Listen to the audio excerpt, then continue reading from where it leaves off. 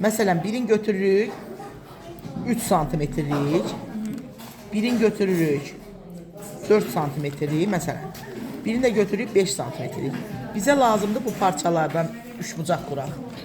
Bunun üçün əvvəlcə ən uzun olan hansı oldu? 3. Aha, 5 santimetrelik götürdük. Gəlin burada götürək. Sonra nə edirik?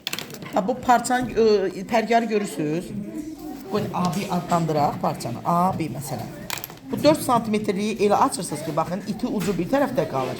Bu da bir tərəfdə. Gördünüz? Bax, götürdük. Ölçümüz artıq əlimizdədir. İti ucu qoyuruq A təpəsinə. Yerləşdiririk, çəkirik. Düzdür?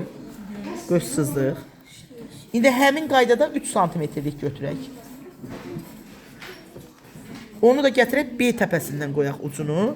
Buradan göz sızacaq. Gördünüz? Və bu göstərin ikisinin kəsişməsi oldu bir S nöqtəsi. Rahat şəkildə A-nı da S ilə, B-ni də S ilə birləşdiririk. Tərəfləri 3, 4, 5 santimetr olan bizim 3 bucağımız hazırdır. Bu 3 santimetrik, bu 4 santimetrik, bu da 5 santimetrik. Başa düşdünüz?